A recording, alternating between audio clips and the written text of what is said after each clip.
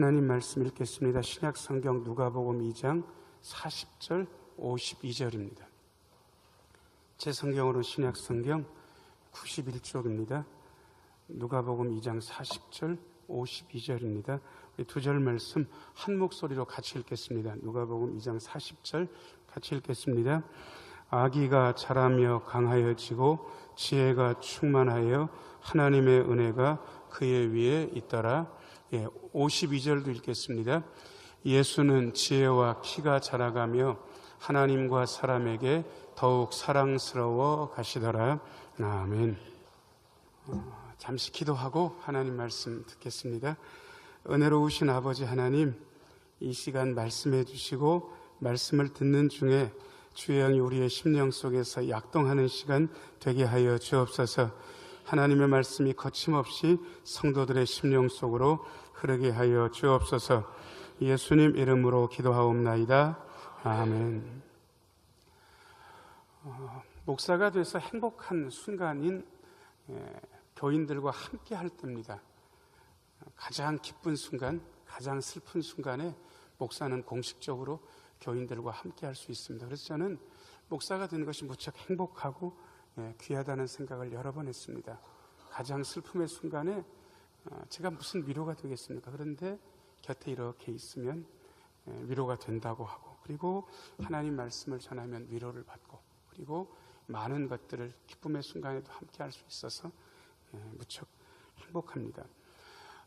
장례식장에도 여러 번 가고, 그리고 납골묘 같은 데 가가지고 안치할 때도 예배를 여러 번 드렸습니다. 멀리 일산에 있는 청하공원이라고 기독교 납골묘가 있습니다. 거기 가보면 초창기 때부터 그게 생겨나가지고요, 갈 때마다 그 납골묘가 처음에는 많이 빈대가 있었거든요. 해마다 가게 되면 어떻습니까, 여러분? 빈대가 더 많아집니까? 아니면 빈대가 거의 없고 빼곡하게 찹니까?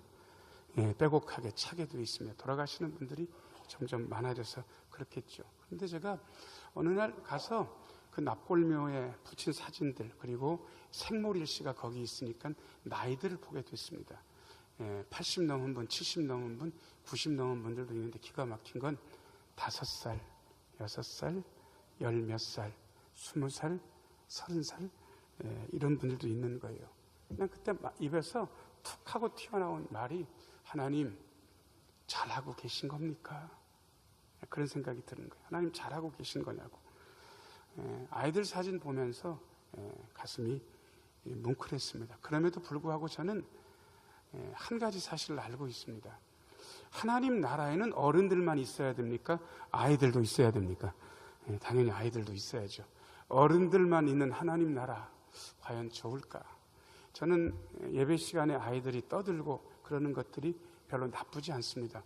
오늘은 예배 분위기가 굉장히 좋은 편인데, 어떤 때는 낮에도 그렇고 저녁에도 설교하면 이쪽 새싹실에 아이들이 여러 명 있으면요, 목사 설교할 때 어주에 맞춰가지고 손으로 유리창을 두들기는 애들이 가끔 있었습니다. 오늘은 아주 얌전하게 예배를 잘 드리는데, 그래도 저는 그게 싫지가 않았습니다. 왜? 하나님 나라 안에는 아이들도 있어야 되니까. 자, 저를 따라서 하세요. 하나님 나라 안에 아이들도 있어야 됩니다. 그런데 기가 막힌 건 아이들이 점점 줄어들고 있습니다. 이유는 딱 한 가지, 많이 낳지 않기 때문에 그렇습니다. 제가 아는 목사님 한 분이 시골에서 목회하는데, 그 시골 교회 치고는 작지도 않습니다. 그런데 10몇 년 만에 부임해서 처음으로 유아 세례를 베풀면서 그 목사님이 너무 좋아서 울었다는 얘기를 제가 들었습니다. 그리고 그날 유아 세례 베풀면서 그 교회 잔치날이었습니다. 얼마나 좋았을까. 제가 고민이 있는데 이 고민은 누구한테도 얘기한 적이 없습니다. 제가 부임한 지 12년 됐는데 와서요, 출산신방을 참 많이 했습니다. 그런데 제가 요 근래 들어서 한 이태 동안 산부인과 병원에 가가지고 출산신방을 한 적이 있던가 생각해보니까 없어요. 아기가 없다는 뜻은 아닙니다. 근데 우리 교우들이 결혼해서 아기 낳고 한 적이 거의 드문 거예요. 기억이 없어요. 신흥교회가 이렇다 그러면 다른 교회는 더 심각하지 않을까라는 생각을 제가 하게 됐습니다. 요즘은 한 자녀, 두 자녀 가정이 보편적이기 때문에 없는 가정도 꽤 많이 있고요. 귀합니다. 자녀치고 안 귀한 자녀가 어디가 있습니까? 그런데 귀할수록 더 잘 키워야 되지 않겠습니까? 자, 저를 따라서 하세요. 귀할수록 더 잘 키워야 합니다. 그래서 저는 예수님께서 자라나신 모습을 오늘 본문에서 주목해서 보게 됐습니다. 그리고 제게 소망이 생겼습니다. 여러분들의 자녀들, 손자, 손녀들, 우리 교육부서에 있는 아이들이 이렇게 자라났으면 좋겠다라는 소망을 가지게 됐습니다. 4가지 말씀 드리려고 합니다. 첫 번째, 비춰줘 보세요. 자, 저를 따라서 하세요. 하나님, 우리의 자녀들이 예수님처럼 건강하게 자라게 하소서. 40절 좀 비춰줘 보세요. 40절. 두 번째 줄까지만 읽으면 될 것 같습니다. 시작. 아기가 자라며 강하여지고 지혜가 충만하며. 아기가 자라며 어떻게 되고요? 강하여진다는 거예요. 육신적인 건강에 대해서 얘기합니다. 육신적인 건강이 별거 아니다, 중요하지 않다라고 생각하는 분들은 인간에 대해서 잘 모르시는 겁니다. 인간은 몸으로 살고 있기 때문에 몸의 건강은 무척 중요합니다. 몸이 살면 정신도 삽니다. 몸이 아프면 정신도 아프고 영혼도 아플 가능성이 많이 있습니다. 그래서 아이들이 건강하게 육신의 건강을 가지고 자라나야 된다는 것은 너무도 중요합니다. 그래서 아이들이 태어나게 되면 잘 먹이고 잘 입히고 잘 재우는 건 그야말로 중요하고 막중한 일입니다. 그래서 요즘 부모들이 굉장히 신경 씁니다. 잘 먹이고 잘 입히고 잘 재우기 위해서 아주 눈물겹게 합니다. 아이를 7이나 낳은 어떤 사모님 하나가 자기 딸이 애 하나 낳고 키우는 거 보면서 고개를 절레절레 흔들면서 이렇게 얘기했습니다. 이렇게 어렵게 키울 것 같으면 나는 지금은 하나도 못 키우겠다고. 잘 먹이고 잘 입히고 잘 재우는 걸 신경 많이 쓰죠. 근데 저는 단순히 예수님처럼 건강하게 자라게 해달라는 이 기도가 그것만 있을까라는 생각을 하게 됐습니다.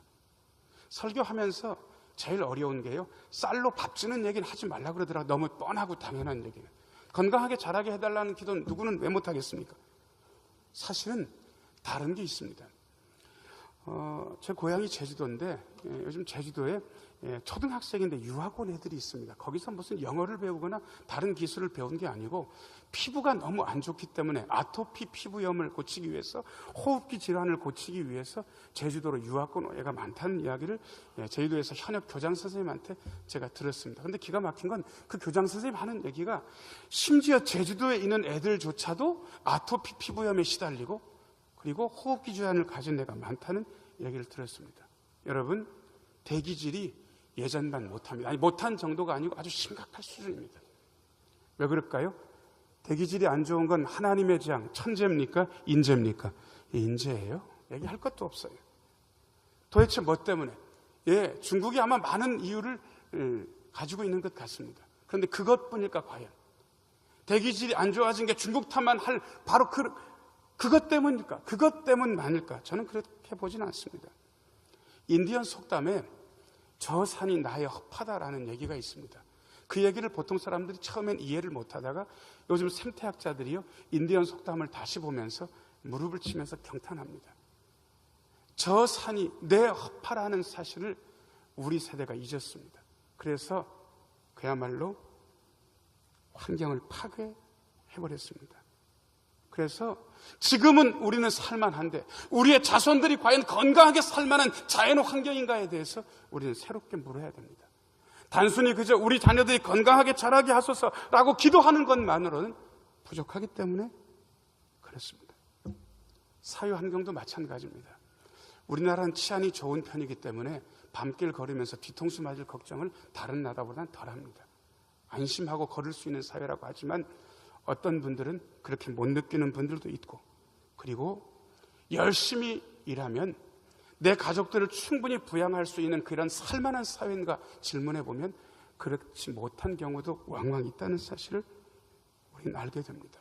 사회 환경도 건강해야 우리의 자녀들을 예수님처럼 건강하게 키울 수 있는데, 그저 단순히 우리 아이들이 육신적으로 건강하기만 바라는 그런 기도가 아니라 조금 더 넓게 기도해야 되지 않는가라는 생각을 가져보게 되는 것입니다. 건강하게 자라시는 예수님의 모습처럼 우리의 자녀들, 손자, 손녀들도 그렇게 자라려면 많은 것들을 그 안에 넣고 우리의 자녀들이 건강하게 자라게 해달라고 기도할 때가 이미 됐습니다. 자, 저를 따라서 하세요. 하나님, 우리의 자녀들, 손자, 손녀들이 건강하게 자라게 하소서.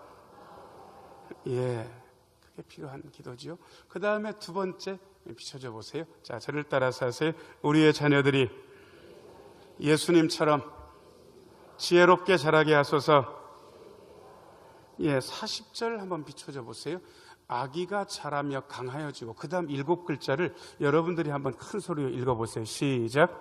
지혜가 충만하며. 예, 52절도 한번 비춰줘 보세요. 52절. 예, 두 번째 줄까지 한번 읽어보겠습니다. 시작. 예수는 지혜와 키가 자라가며. 거기까지요. 예. 우리는 지식이 없으면 생존할 수 없는 그런 사회에서 살고 있습니다. 그래서 하나라도 더 가르쳐주고 알리기 위해서 많은 부모들이 애쓰고 배우려고 애씁니다. 과연 그게 전부일까? 새롭게 드러나는 지식들은 너무도 많고 그 지식들은 그야말로 홍수처럼 우리에게 오고 있는데 우리는 그저 그것만 알면 될까? 꼭 그렇지는 않은 것 같습니다. 많이 배운 사람들이 문제를 일으키고 지식이 남부럽지 않은 그러한 사람들이 어려운 일들을 하는, 아주 부끄러운 일들을 하는 것을 보면서 지식이 전부가 아니라는 사실에 많이 공감합니다. 왜 사람들은 성경을 볼까요? 고리타분한 책인데 2000년이 넘은 책을 우리는 왜 보고 있습니까? 거기에 지식 말고 또 다른 게 숨어 있기 때문에 그렇습니다. 그것이 우리를 살리고 그것이 우리를 다른 삶으로 이끌 수 있다는 사실 우리는 어렴풋이 느끼고 있습니다. 사람 사이에 살면서 공감하는 것은 지식만 가지고는 알 수 없습니다. 관계를 맺고 더불어 살아가는 그러한 지혜는 지식만 가지고 불가능하다는 사실을 우리는 이미 깨닫습니다. 그런데 사실은 이러한 지혜의 교육은 가정에서부터 일어나야 되는데 가정은 이미 그러한 기능을 상실한 지가 오래됐습니다. 아니, 좋은 가정이 있고 여전히 그 하나님의 지혜에 대해서 가르쳐주는 그러한 가정이 없다는 이야기는 아닙니다. 그런데 저는 점점 가정에 그 기능이 퇴화되어 있는 것을 제 눈으로 봤습니다.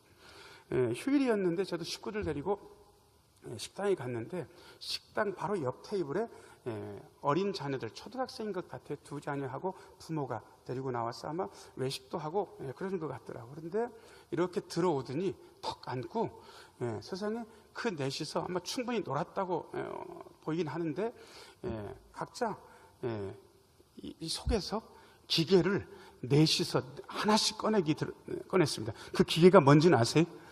핸드폰, 스마트폰 가지고요. 각자 기계를 보면서 가끔 앞에를 보고 얘기하고 밤 나올 때까지 주로 하는 게 기계 뭉치를 보는 것을 제가 봤습니다.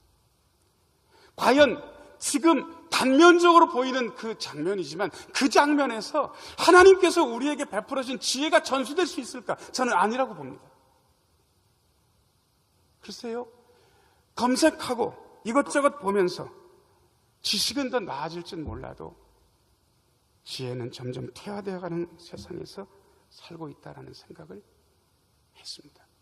그래서 저는 가정이 지혜를 전수하는 그러한 통로가 못 되고 있다면 남은 공동체 하나가 달리 있다는 생각을 했습니다. 자, 저를 따라서 하세요. 교회가 하나님의 지혜를 전수하여야 합니다.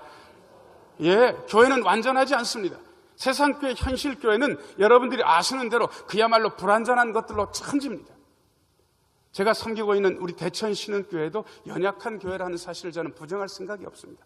그럼에도 불구하고 저는 교회에 희망을 둘 수밖에 없는 이유가 교회가 하나님의 지혜를 맡았고 이 지혜를 전해줄 수 있는 유일한 공동체라는 사실도 저는 부인할 수 없습니다. 하나님의 지혜는 교회에 위탁되어 있고 성경을 통해서 그리고 지금도 전수되고 있고 앞으로도 전수해야 합니다. 가정이 불충분하다면 교회가 그 사명을 감당해야 됩니다. 자, 저를 따라서 하세요. 하나님, 우리의 자녀들이 교회 안에서 지혜롭게 성장하게 하소서. 예, 두 번째입니다. 건강하게, 지혜롭게. 그 다음에 세 번째 비춰져 보세요. 자, 묘한 말입니다. 자, 저를 따라서 하세요. 하나님, 우리의 자녀들이 은혜 아래서 자라나게 하소서. 40절 다시 한번 비춰줘 보세요. 40절 세 번째 줄, 네 번째 줄 읽겠습니다. 시작. 하나님의 은혜가 그의 위에 있더라. 교회가 쓰는 전문 용어가 있습니다. 세상 사람들은 쓰지 않는.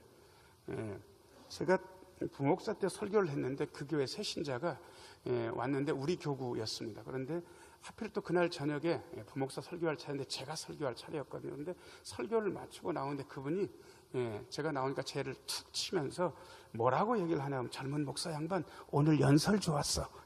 그러는 거예요. 여러분, 이분은 교회를 오래 나온 분입니까? 교회에 대해서 잘 모르는 분입니까? 잘 모르는 분이에요. 그러니까 젊은 목사 보고 젊은 목사 양반 오늘 연설 좋았어 그랬겠죠. 우리는 그렇게 말하지 않습니다. 적어도 교회를 몇 년 다니게 되면 교회가 쓰는 전문 용어를 우리는 잘 알고 있습니다. 목사가 설교를 마치고 예배 끝나고 날 때 교인분들이 저하고 악수하면서 제가 제일 많이 듣는 얘기가 뭔지 아세요? 여러분들이 한번 해보세요. 목사님 오늘 설교에 뭐 받았습니다. 아세요 여러분들 그 전문 용어? 이게 교회만 쓰는 전문 용어예요. 근데 여러분 이 말 뜻이 지금 맥락에서는 분명해요. 목사님 설교가 좋았습니다. 목사님 설교에 감동받았습니다. 목사님 설교가 제 마음을 울렸습니다. 뭐 그런 뜻인 것 같아요. 근데 중요한 건 오늘 지금 여러분들이 읽은 40절 말씀을 다시 한번 비춰줘 보세요. 이 말씀은 이해가 되세요 여러분? 아기, 예수님이죠. 예수님이 자라며 강하여지고 지혜가 충만하며 하나님의 은혜가 예수님 위에 있었다는데 이 말 뜻이 현실적으로 뭔지 여러분들 아시겠냐고. 은혜처럼 몽롱한 말은 없습니다. 제가 이거를 굉장히 어렵게 쓰는 걸 봤습니다. 제가 어떤 집사님이 교회 이렇게 나오니까요. 권사님이 그 집사님 이렇게 한번 보더니 저한테 툭 치면서 뭐라고 얘기를 했냐 그러면 목사님 저 집사님은 은혜를 많이 받은 분이에요. 그렇게 얘기를 하는 거예요. 은혜를 많이 받은 분이래. 여러분 그 말 뜻이 무슨 뜻입니까? 여러분 아시겠어요? 저는 지금까지도 그 말 뜻이 정확하게 어떤 뜻인지 솔직히 잘 모르겠어요. 은혜라는 건 대단히 설명하기 어렵습니다. 예수님 위에 하나님의 은혜가 있었다는 말을 여러분 이게 설명이 잘 안 되는 거예요. 근데 저는 이 은혜를 설명하는 말을 얼마 전에 배웠습니다. 총회장 지용수 목사님, 예전 총회장님이시죠. 우리 교단 모시고 부흥회를 했는데 이분이 워낙 그야말로 하늘 같은 선배이기도 하고 제가 존경하는 분이기 때문에 설교하시기 전에 딱 목양실에 들려서 5분 10분 정도 저하고 담소를 나누시고 설교하러 여기 본당에 올라오시곤 했습니다. 저는 그야말로 목회 하늘 같은 선배니까 무슨 말씀을 하시나 그야말로 귀를 쫑긋 세우고 하나라도 배우려고 있었는데 그분이 그냥 자기 교회 얘기를 하시는 거예요. 이렇게 저렇게. 그리고 말 끝에 뭐라고 얘기하시냐 그러면 목사님 하나님은 참 신비로우신 분입니다. 이렇게 얘기하셔요.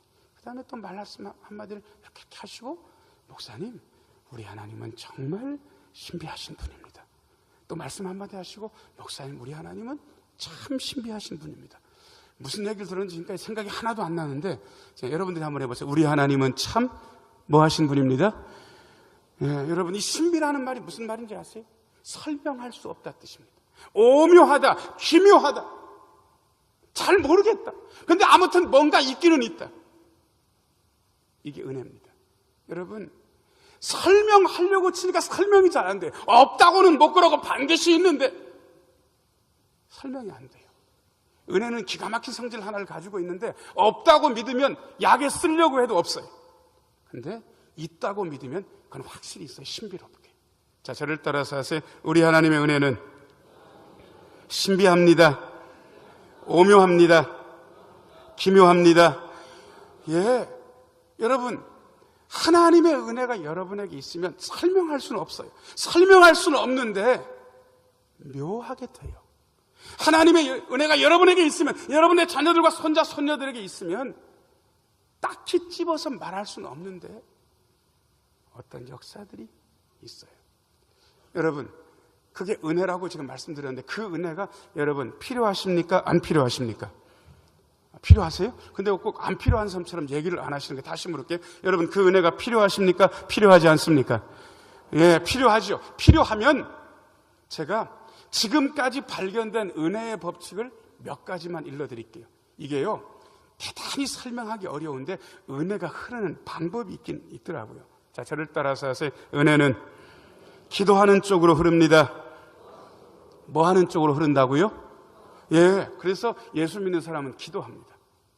그래서 기도합니다. 그 다음에 비슷한데 여러분 헷갈리지 마세요. 제가 한 번 더 말씀드릴게요. 은혜는 기대하는 쪽으로 흐릅니다. 기도입니까? 기대입니까? 기대. 저는 기도하고 기대 중에 어느 게 먼저냐고 저한테 물으면 보통 목사들은 기도가 먼저라고 얘기할 것 같아도 저는 안 그렇습니다. 저는 기대가 먼저라고 얘기하는 쪽입니다. 예수를 믿으면서 하나님의 은혜를 기대하지 않아요. 그래도 기도하라고 그러니까 기도하는 분들이 있어요. 그래서 역사가 별로 안 일어나요. 기대가 먼저예요. 내가 기도하면 하나님께서 뭔가를 베풀어 주실 것 같다는 기대감, 그 기대감이 있어야 기도가 의미가 있어요. 그런데 그 기대감이 없이 그냥 기도하라니까 기도하는 분들이 너무 많아요. 그래서 기도 적게 하는 것 같지 않은데, 기도 많이 하는 것 같은데 정작 하나님의 은혜가 없어요. 왜? 기대하지 않기 때문에. 기대하지 않기 때문에요. 딱 이렇게 기도하더라고요. 되면 좋고 안 되면 말고. 기대하지 않는 거예요. 제가 다시 말씀드립니다. 자, 저를 따라서 하세요. 하나님의 은혜는 기대하는 쪽으로 흐릅니다. 여러분, 하나님의 은혜를 기대하세요. 여러분들의 자녀들을 위해서, 여러분들의 손자, 손녀들을 위해서 하나님의 은혜를 기대하세요. 기대하면 하나님의 은혜가 여러분들의 가정에 임할 줄로 믿습니다. 임하는 거예요. 기대하는 쪽으로. 그 다음에 은혜의 법칙 중에 한 가지가 더 있습니다. 자, 저를 따라서 하세요. 하나님의 은혜는 겸손한 쪽으로 흐릅니다. 어떤 분이 음식을 잘해요. 식당 경영도 잘해요. 음식 잘한다고 식당 다 잘하는 건 아닌데 이분은 음식도 잘하고 식당 경영도 잘해가지고 장사가 엄청 잘 됐어요. 제가 가가지고 아유 장사가 잘 돼서 참 좋아요. 집사님 음식성도 좋으시고 사업수완도 있으시네요. 이렇게 제가 그냥 칭찬으로 얘기했어요. 그러면 이분이 칭찬으로 받아주면 좋아요. 그래서 아유 목사님 감사합니다. 그리고 근데 저는 제가 기대했던 말과 전혀 다른 말을 들었어요. 목사님 제가 열심히 했어요. 제가 잘하는 줄을 요즘 들어서 알아요. 끝. 아니 제가 그분 잘한다고 지금 칭찬했어요. 거짓말 아니고 그분이 잘하는 것도 알고 그래요. 그런데 목사님 제가 열심히 했어요. 제가 잘하는 걸 요즘 들어서 깨달아요. 여러분 거기까지만 얘기하면 여러분 되는 것 같습니까? 뒷말이 있어야 되는 것 같습니까? 뒷말이 있어요. 근데 저는 그 뒷말을 기대했는데 그 뒷말을 안 해. 그 뒷말이 뭔지 아세요? 목사님 전부가 누구의 은혜? 하나님의 은혜라고 얘기하니까 그 말을 안 하더라고요. 끝끝내 안 해. 제가 그 말 못 들었어요. 너무 서운하기도 하고 그 다음부터 제 마음에 드는 생각은 여기는 이제 더 이상 더 잘 되지는 않겠다. 기대도 안 하고 기도도 별로고 겸손하지도 않고. 여러분 자녀들에게 하나님의 은혜를 갖게 하려면 기대하는 것, 기도하는 것, 겸손한 것 가르치지 않으면 하나님의 은혜가 없습니다. 그래서 교회 앞에서 하나님 앞에서 말씀 듣는 게 중요합니다. 한 번만 더 하실래요? 하나님, 우리의 자녀들이 은혜 아래 자라게 하소서. 세 번째입니다. 그 다음 네 번째 비춰줘 보세요. 네 번째. 자, 저를 따라서 하세요. 하나님, 우리의 자녀들이 사랑받으며 살게 하소서. 혹시 여러분들 중에 자식들을 낳고 보니까 너무 밉고 하나도 이쁘지 않다 하시는 분 있으면 손 한번 들어보세요. 없죠? 여러분, 자녀들이 사랑스러운 거는 당연한 얘기입니다.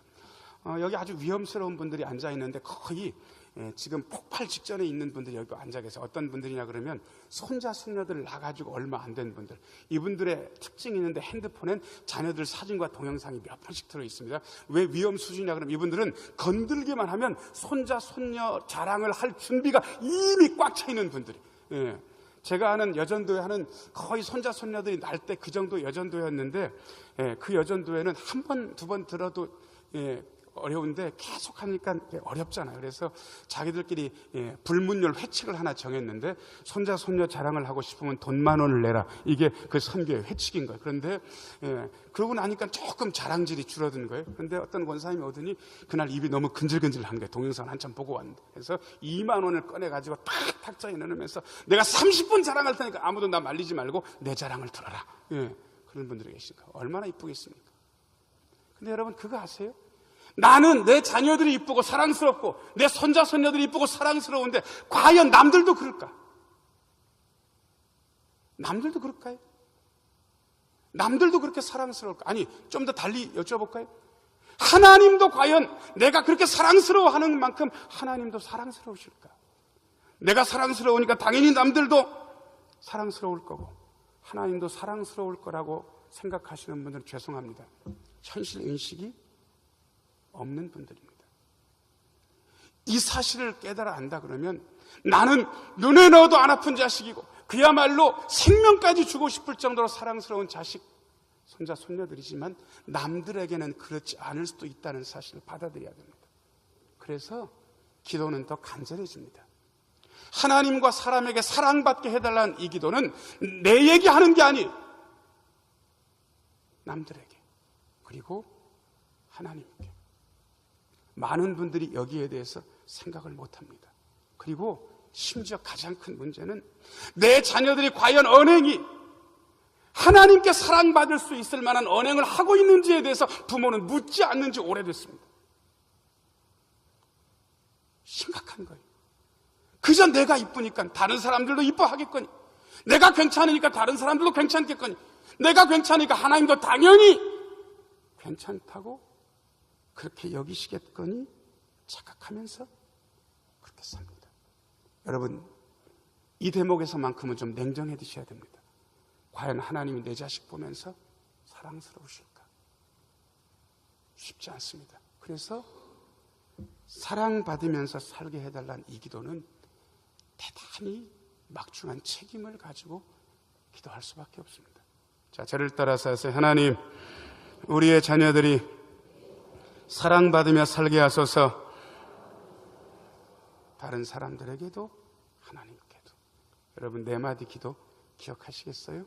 하나님, 우리의 자녀들이 건강하게 자라게 하소서, 지혜롭게 자라게 하소서, 은혜 아래서 자라게 하소서, 사랑받으며 자라게 하소서.